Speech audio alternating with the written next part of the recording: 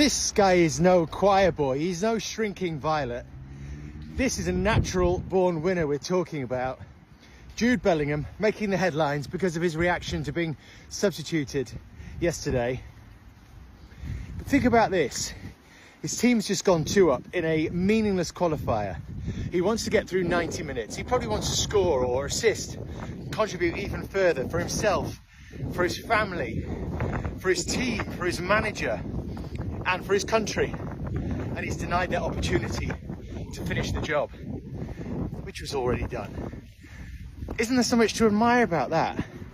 That even in those circumstances, the fire is still burning within him to make an impact in those last 5 minutes. And yes, there's going to be a noise around that because he did react. There's always going to be noise around Jude Bellingham, and without sounding too hypocritical, if I was working this week on TV, I'd be talking about it as well, because Jude Bellingham is a big name. He creates column inches, he creates airtime, clicks and hits. And actually it's when the noise stops that you might think, have I got a problem here? Look at Ronaldo. What is he, 40? And still everything he does is scrutinised, everything poured over. There is still so much noise around him. And the best players, the biggest players like Ronaldo, they just handle it. They take it in their stride. If anything, if they do hear it, if they do listen, they use it as fuel to burn them, to fire them onwards. And I would expect that's what happens in this case with Jude. Because I've no doubt he's going to have a big role to play for England and Thomas Tuchel at the World Cup next summer. I've said that before. And when we do get there, I don't want the shrinking violet. I don't want the choir boy. I want the natural born winner who's going to use that burning fire and harness it in the right way to help fire England to glory. Onwards and upwards. If I was Jude Bellingham right now, I would feel so disrespected. Leave Jude at home, front page. It's a conversation. And the manager said Kane, Bellingham, Foden can't play together. And when you're posting an article about it, Jude Bellingham's face is the face over there. I am not advocating for Foden's downfall or anything when I say this, but if there's one single player who was supposed to be put there, it's Phil Foden, because of the horrendous season he had last year. But I don't want one player to be put there. Instead, all three, and change this narrative of leave Jude at home after he just had a great game for you guys like last game. And freaking almost helped win you guys a Euros. Almost. And he gets disrespected. Front cover, leave Jude at home. England honestly don't deserve the talent and the players they have, bro. Because to do this to your own people is so crazy, bro. Look, star man Bellingham has proved he's divisive and petulant. The obvious solution, leave Jude at home. Like, I would feel so disrespected if I was Jude Bellingham, because what more do I have to do, man?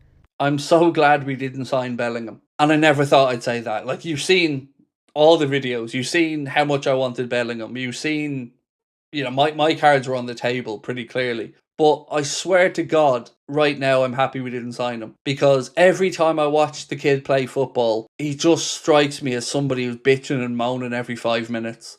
And he really, really comes across like his attitude sucks. I wouldn't want that in the dressing room. And I know that might probably sounds like sour grapes because he went to Real Madrid. But I swear I'm being honest.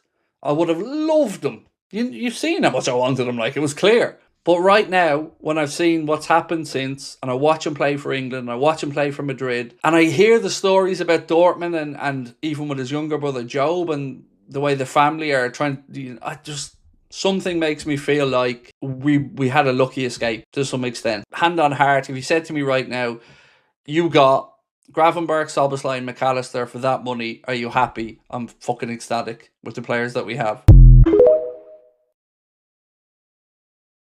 So the Jude Bellingham situation, the first thing to say is that we at ITV in the studio, we were in London, so we saw the same pictures as you. We weren't party to extra pictures because we weren't, as they say, the host broadcaster. So we haven't seen something and not showed it to you. We've seen the same thing. And yes, everyone is saying that he looked a bit frustrated when he came off. Well, he's a winner. He wants to stay on. But I have full faith in the way that Thomas Tuchel has dealt with and handled Jude Bellingham. He left him out of the last squad and challenged him to say, we're a brotherhood, we're all in this together, you've got to sign up to this blood pact, if you like. And Jude Bellingham responded really well. Jude Bellingham also knows there's proper competition for the number 10 shirt. Him, Morgan Rogers, Phil Foden, Cole Palmer when he's fit again.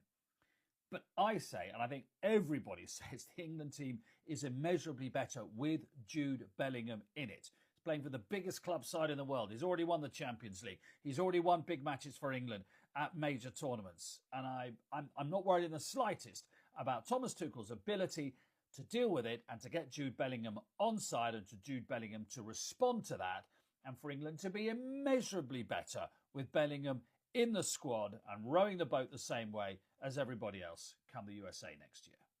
Don't give it to the media.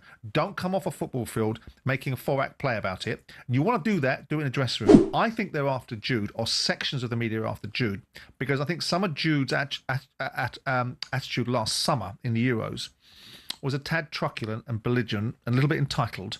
Jude Bellingham is a remarkably successful young man. He's brilliant. A precocious talent that should be celebrated by this country. He's a phenomenon. He should be celebrated. Yeah. And the balance between pulling him up for legitimate misbehaviour and going after him for silly little indiscretions like getting upset when he's getting substituted is what we're talking about here. There's an element, a section of the media, not all of the media, and I'd like people like Ian, when they make these observations, to be bolder and say who they're referring to, because it's easier to be very global in your observation, then you don't get made accountable for it, do you?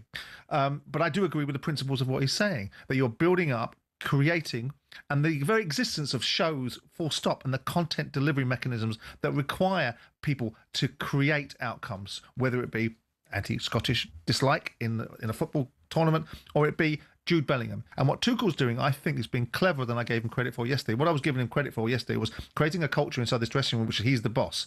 What I also think he's doing is making sure that Jude Bellingham isn't a gift that keeps on giving to certain sections of the media and turned into a toxic conversation. Yeah. So if you take away Jude, don't give it to him. Don't give it to the media. Don't come off a football field making a 4-act play about it. You want to do that, do it in a dressing room. Jude Bellingham, y'all seen what's been going on? I've just heard little bits about it. I just saw that Ian was defending him, but I don't actually know why. The person that I saw was talking shit. I was like, I don't know who that is. He's a journalist, and if you check his page, he's just got bare hate for Jude. Articles directed at Jude. And England hate a superstar, but we haven't even added colour into the mix yet. They've done it with Gascoigne, Beckham, Rooney, Sterling, and that's when now it gets colourful because England started to get more colourful. They love this, he's overrated. He's at Real Madrid and he's doing well. Can't be overrated. He's doing well. How? He's rated correctly, bro. Rated correctly. They want to paint him as this egotistical maniac that can't control his temper and blah, blah, blah, blah, blah. And it's just like, bruv, just let the guy play football. Do other countries do this? Obviously, we don't watch their news, but do they do this to their stars? Sometimes, yeah. Yeah. Is it warranted when they've done? Do you know what I mean? Like, if you're a star of England, but you're moving mad, you're going to get crucified, of course. We could take it to Brazil with Ronaldo and Ronaldinho, where they've crucified the whole team, and it's like, they say it's boring. They're boring to watch, and they're not winning. They're not winning or playing how Brazil are known to. Whereas England will just England journalists won't even talk about the football sometimes. And it'll be like Sterling buys a new sink, and it's like word. Disrespect that Jude Bellingham gets with the English national team is crazy. And not only with the national team, but I swear some fans just want to see him fail. It's crazy because when it comes to qualification or tournament time, this guy ends up being the guy who saves the day for England. Here you have England versus Serbia in a World Cup qualification match, and Bellingham is on the bench? Same Bellingham that just came back from injury and has been in really good form with Real Madrid, scoring goals, assisting goals. One of the best box-to-box midfielder, a guy who does so much work, a guy who can assist, a guy who can score. You're not going to start him? You're going to put him on the bench? And listen, I'm sure it's not easy to manage this English national team because I've always said this is the best team on paper. But there's a reason that every time they come out in a tournament, they don't win. It seems as though the managers who come into the position to manage this English national team don't know how to manage the talent. I'll tell you this, if his starting position is on the bench, England's not going to win the World Cup in 2026. We've seen it with Bukayo Saka. We've seen it with Miles Lewis-Skelly. We're now getting it with Jude Bellingham. Craig Hope on the back page of the Mail, and it says Thomas Tuchel has warned Jude Bellingham that behaviour and respect are key after the England star protested against his substitution. Do we really have a problem with this? I can't understand. I've watched it. I don't think it was petulant. I don't think he didn't have any respect for Morgan Rogers. He played well. He got man of the match. He was disappointed. Didn't play well. He didn't. He was ordinary. He wasn't ordinary. I wouldn't say he was great. I wouldn't say he was world class. Why is it certain players we like seeing a bit of petulance from? We like seeing a bit of desire from. We like seeing them disappointed. Jude Bellingham does it, and it's being made into this massive, massive, crazy story. People will pick a little things with Jude Bellingham. Another player does that. It's like, it's not big news. Jude Bellingham didn't have one of his best games, but got player of the match. 80 minutes, he comes off, wants to play every minute. Maybe Thomas Tuchel just needs to speak to him and say, listen, like, every little thing you do is going to be scrutinised. When you come off, don't be like slouched down. Maybe, do you know what I mean? Go and celebrate with your teammates. We 2-0 up. See, for me, I get where Gabby's coming from here. But from my perspective, we shouldn't have to warn players against this. We shouldn't have to warn them and say, oh, don't look disappointed because Craig Hope. Don't look disappointed because the media are going to attack you. A lot of journalists are weird. Very, very weird. And Mr. Craig Hope, you are one of the weirdest out of all of them. This consistent attack on Jude Bellingham over and over again is strange. It's obsession at this point. And this is why I think it is impossible to have a personality and be an England player. Because everything you do will be scrutinised, even up to the way you walk off the pitch after being substituted. And I think it makes it work that Craig Hope has come back and doubled down on his take. He could have easily held his hand up and said, you know what, I got it wrong. He said, no, Jude, I'm coming for you again. And it's crazy that this is a grown man and your ops are 22 years old. He has always had a problem with Jude Bellingham. Always. And the audacity to say that England will do better without Jude at the World Cup. At this point, like, you're just being silly. I don't know if he does this for clicks. I don't know what the purpose is behind this. But one thing I will say is these journalists will be the first ones to write about men's mental health. Guys, we need to take care of each other.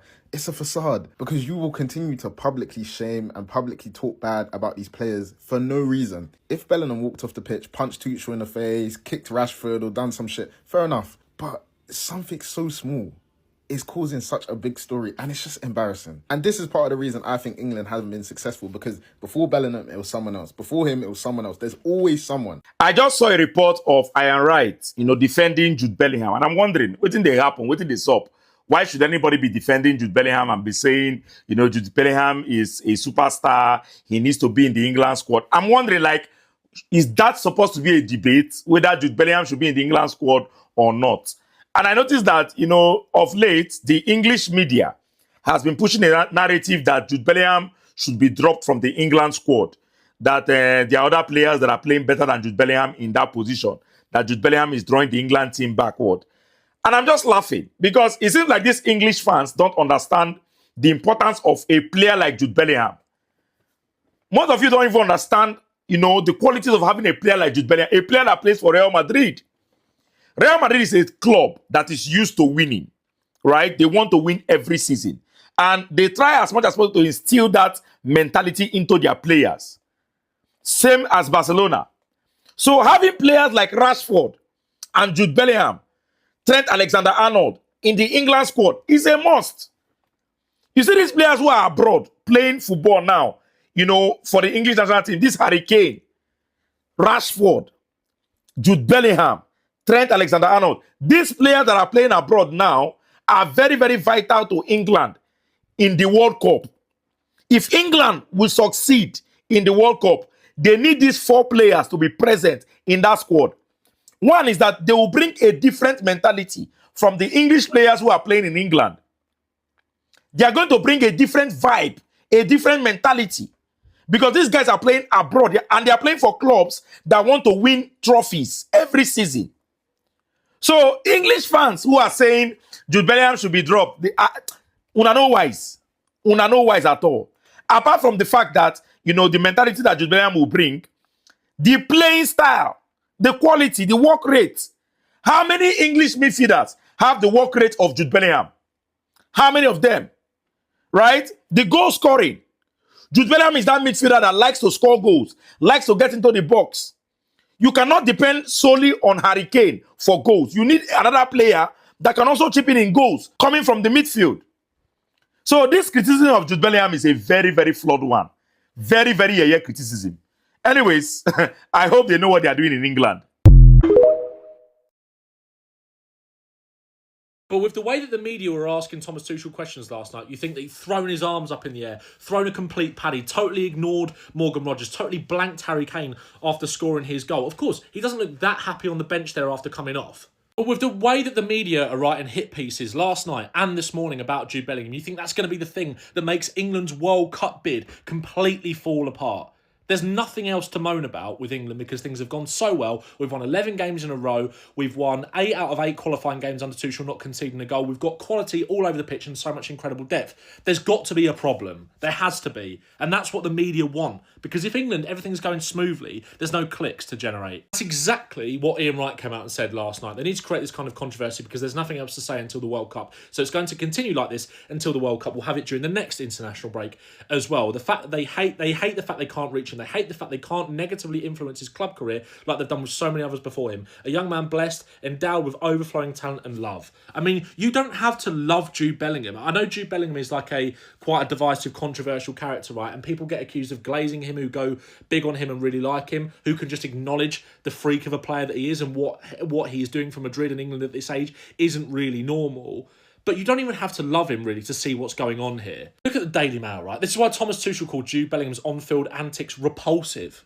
I'm not sure those words even came out of Thomas Tuchel's mouth talking about Jude Bellingham. He said that he doesn't like players acting in kind of like a spoiled sort of way. They have to show respect to their teammates. He spoke about Jed Spence and the Thomas Frank incident as well, saying he doesn't like things like that, right? But he didn't say that about Jude Bellingham. He didn't even see what these reporters were asking him about. He said, I'm going to have to go and almost review the footage. I didn't really see it. I saw it, he wasn't happy when he came off, but he didn't really see that he wasn't celebrating for the goal and all these other things that he's been accused of. The only thing I don't really like about Thomas Tuchel like this is that he's kind of stoking the fire. Like, I feel like he should probably maybe do a little bit more to protect Bellingham in this instance with the hammering that he does kind of get from our media, bizarrely, right?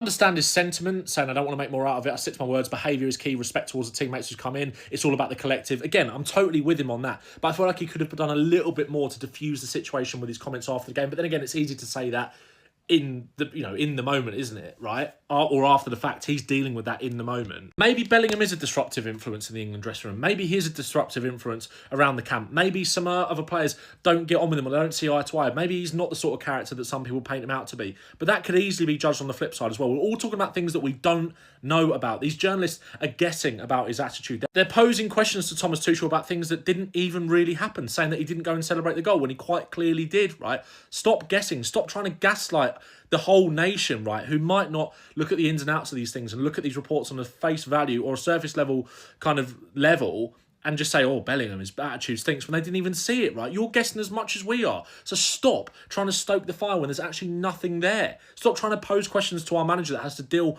with all of this crap when there are actual no real problems or cracks for England to even deal with at the moment. It's bizarre what this media do in this country. It's absolutely astonishing.